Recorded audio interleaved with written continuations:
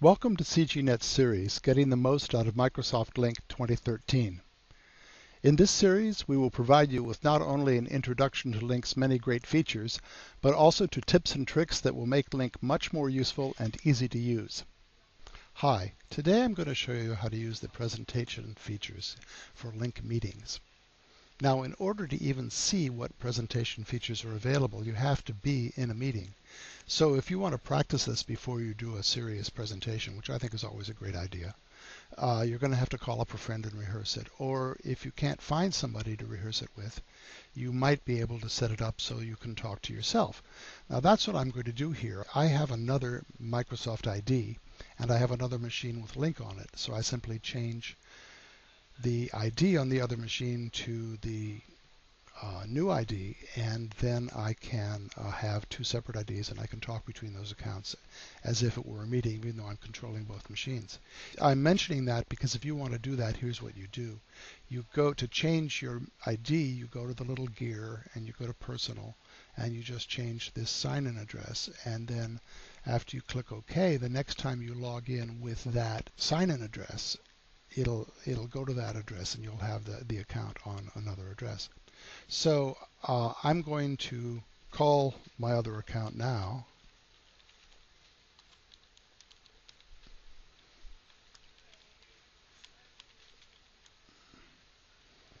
And I'm going to open this as a video conference. Now, my video doesn't work because I'm using it in the recorder for this program, but since you probably won't be doing that, it would be working for you. Anyway, so here you have my profile because I've got my laptop over here, and it is sitting on another part of my desk. So pay no attention to the little man behind the curtain. But now that we've got a window open like this, we can see all of the presentation features. You've got this, if you want to share your monitor, this will do all monitors. I have two. Or this would just do my first monitor, which you can't see, and this would do my second monitor. You see, whatever monitor you're going to present has this nice yellow band around it, so you know visually exactly what you're going to be presenting. We're not going to be sharing monitors, right? But it basically looks like your desktop on another computer. Now, if you don't want to share your whole desktop, if you just want to share a program, you can click Program. Okay, so we'll go to Program, and that will give you a list of programs. I have a Word document here, as you see, so I'll just say I want to present that. And then you'll get feedback around the document about what's going on. So it's connecting to my other self, who's just accepted the connection. And so now, on the other machine, I can see this document, and I am now presenting, as you can see here. Now, I can do all kinds of things within this document, just as if it were a document on my desktop, but all the changes will be made on the other side too.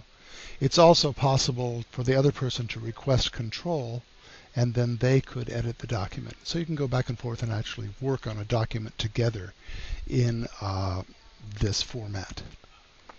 Okay, but we've had enough of that for a while, so I'm going to stop presenting and show you some of the other features on here. Let's get rid of this thing. Okay, so here we have PowerPoints, and if you want to present a PowerPoint, you have a special way of doing that. You can go to any PowerPoint. I'm going to go to, this one. This is a presentation we gave a while back. We open it, coming up on both screens, and this takes a little while. And there it is. And now what you see here is what you will see on both screens. And as you can see, you can go through and change the slides. And if you want to, you can make annotations with that of various kinds. You can use a pointer to move around the screen. And other people can also put a pointer on there if you want to look at certain things. And there are various features that you can experiment with in terms of presenting PowerPoint, which are special to presenting PowerPoints. Now, another thing that you can do is you can have a whiteboard. And so now we'll click on whiteboard, and it says you're presenting a whiteboard, and this also appears on the other person's or people's screen, and you have all kinds of features, like you can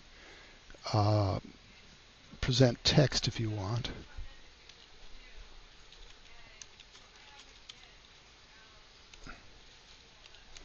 This is only a text. If you want to get out of that, you just click and then it sits on your whiteboard. But if you mouse over it again, you can do things like move it around and things of that sort. And then you have drawing tools and various other things you can use on this side. You can insert a picture, and you can experiment with all of those. Anyway, so that's how you use whiteboards, and you can share all kinds of information that way. Finally, here's an interesting thing you can do, is if you're doing a presentation and you want to get feedback about a poll while you're talking about something, you can put up a question. And you can have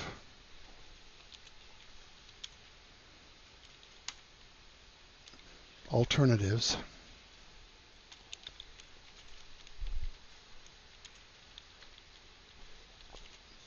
And you can create a poll. Now, once you create a poll, this poll goes to everybody.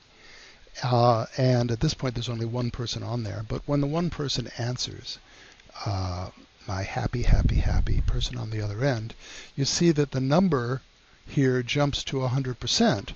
And that shows that 100% of the people that have been polling are happy. So now you can imagine your own uses for the polling feature. But that's an example of it. So now we've showed you how to share your monitor, how to share programs, how to share PowerPoints, whiteboards, and polls, all of which are very handy for using in meetings with Lync. Thanks for watching this episode. If you want more information or would like to discuss how we can help you implement Lync, use the addresses on the screen. We hope to hear from you.